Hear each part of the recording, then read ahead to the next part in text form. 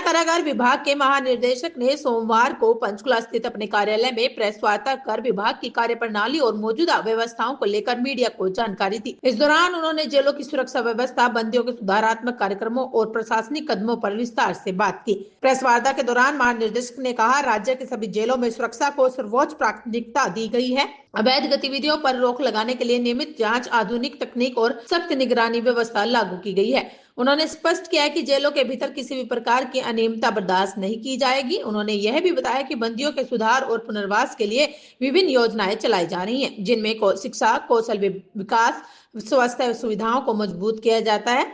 इसका उद्देश्य यह है कि सजा पूरी करने के बाद बंदी समाज की मुख्यधारा में वापस लौट सके। प्रेस वार्ता में मौजूद मीडिया कर्मियों के सवालों पर जवाब देते हुए महानिदेशक आलोक रॉय ने कहा, कारागार प्रशासन पारदर्शिता के साथ काम कर रहा है और समय समय पर व्यवस्थाओं की समीक्षा की जाती है। उन्होंने भरोसा दिलाया कि भविष्य में भी जेल सुधारों को लेकर ठोस कदम उठाए जा सकते हैं।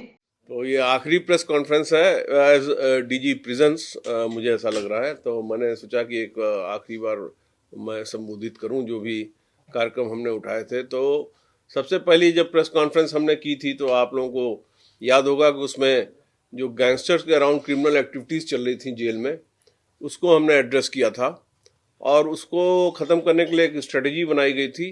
ढेर सारे गैंगस्टर्स को का तबादला किया गया था एक जेल से दूसरे जेल में और उसको काबू किया गया था। उसके बाद से पिछले 5 महीने का मेरा टेन्योर रहा और 5 महीने में कोई भी फिरौती की घटना, मोबाइल की कोई धमकी देने की, जेल से किसी भी तरीके की कोई भी घटना नहीं हुई और जो भी घटनाएं उसके पहले रिपोर्टेड थी उस पर त्वरित कार्रवाई की गई थी। सेकंड प्रेस कॉन्फ्रेंस की गई जिसमें हमने ये बात उठाई थी कि अब हमारा कॉन्फ्लिक्ट किसी गैंगस्टर से न होके गैंगस्टर कल्चर पे हमें प्रहार करना है, गैंगस्टर कल्चर को ही हरियाणा समाप्त करना है। आपने देखा होगा कि उस समय स्थिति ये थी कि युवाओं को सोशल मीडिया पे एम्प्लॉय किया जाता था। सोशल मीडिया पे तस्वीर भेजने की, पैसा भेजने की और हथियार भेजने की घटनाएं सी चल रही थी।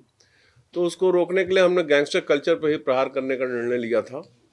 इनकी जो वेशभूषा थी, पहनावा था, उसको प्रिजन रूल को इम्प्लीमेंट किया गया और जो प्रिजन रूल के नियमों के अनुसार था उस पर ले आया गया।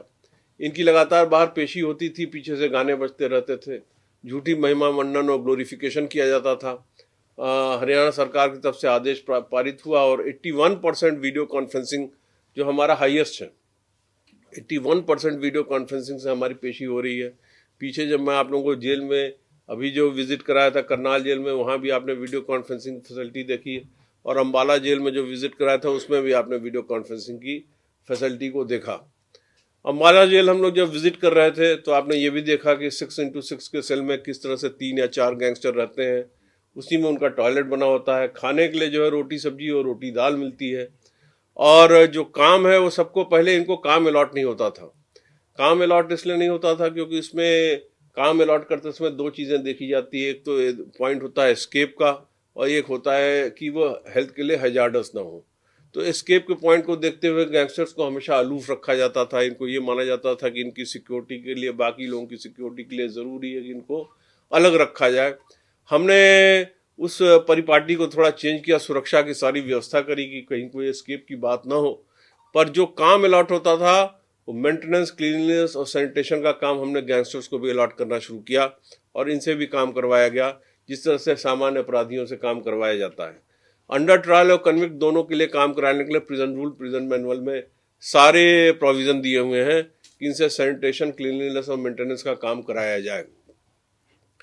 पर पहले की स्थिति को जिसमें ऐसा होता था कि कई बार ये भाई जी कल्चर एक हो गया था जिसमें भाई जी बैठे रहते थे और बाकी साधारण अपराधी अपना भी कार्य करते थे और इनका भी कर देते थे। इस तरह के कल्चर को हमने समाप्त किया और अपने जो मीडिया के आप लोगों के जो पत्रकार साथी हैं इनके माध्यम से इस बात को हमने समाज में पहुंचाया, युवाओं तक पहुंचाया। पीछे आपने देखा होगा कि यहाँ से कुछ लोग बरेली गए थे कांड करने के लिए। लौटते समय उनकी पुलिस से मुलाकात हो गई, 2 लोग दिवंगत हो गए, 2 लोग घायल हो गए।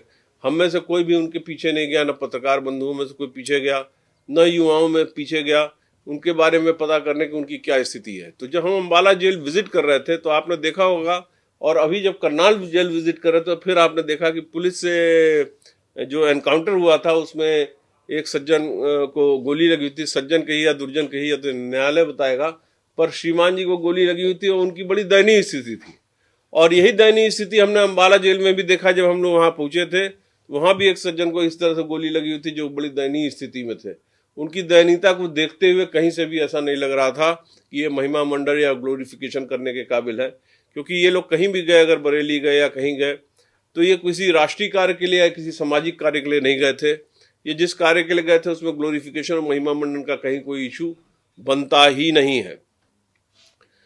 तो मेरा युवाओं को संदेश ये है कि आप जो है इस जो ये जो नकली आडंबर है बना रखा है, जो ये क्विक मनी है, ये उनको जेल में मदद नहीं कर पा रही है और इसमें पुलिस की गोली लगने की पूरी संभावना है। जेल के अंदर दाल रोटी और दाल सब्जी, रोटी सब्जी ही मिलनी है, तो वो आपको घर पे भी मिल सकती है और बिना गोली खाए मिल सकती है। तमाम तरह के रोजगार की सुविधाएं सरकार ने प्रोवाइड की है, HKRN है, तमाम और चीजें हैं। तो उस तरीके से लाइफ में आगे बढ़ने का प्रयास करें।